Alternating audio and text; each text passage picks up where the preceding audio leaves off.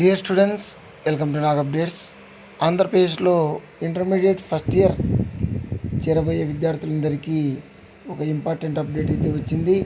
మనకు ఆంధ్రప్రదేశ్లో 2025-26 సంవత్సరం నుంచి ఇంటర్మీడియట్లో కొన్ని రిఫార్మ్స్ అయితే జరగనున్నాయి, కొన్ని మార్పులు అయితే జరగనున్నాయి. అదేవిధంగా సిలబస్ కూడా మారనుంది. అదేవిధంగా మనకు 1 మార్క్ క్వశ్చన్స్ అనేటివి ఇంట్రడ్యూస్ చేస్తున్నారు. దీనివల్ల క్వశ్చన్ పేపర్ను రివైజ్ చేశారు. ఆ రివైజ్ క్వశ్చన్ పేపర్ డిజైన్ను ఇప్పుడు మనము గమనిద్దాము.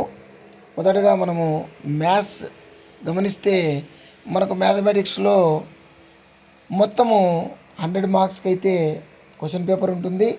ఇంతకుముందు ఫస్ట్ ఇయర్లో మ్యాథ్స్ 1A అని, మ్యాథ్స్ 1B అని ఒక్కొక్కటి 75 మార్క్స్కి ఉండేవి. ఇప్పుడు 2 పేపర్స్గా కాకుండా సింగిల్ పేపర్గా పెడుతున్నాడు. ఒకటే పేపర్ పెట్టి దానికి 100 మార్క్స్ అయితే కేటాయించారు.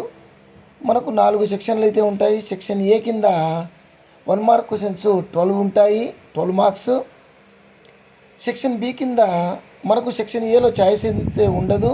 సెక్షన్ బిలో 2 మార్క్స్ క్వశ్చన్స్ 10 ఉంటాయి, 10 ఉంటాయి, 20 మార్క్స్. ఇక్కడ కూడా మనకు ఛాయిస్ ఉండదు.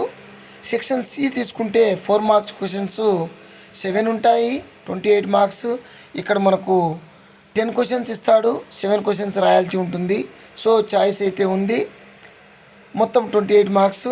సెక్షన్ డిలో 8 మార్క్స్ క్వశ్చన్స్ 5 ఉంటాయి, 40 మార్క్స్. దీనికి కూడా మనకు ఛాయిస్ ఉంటాయి.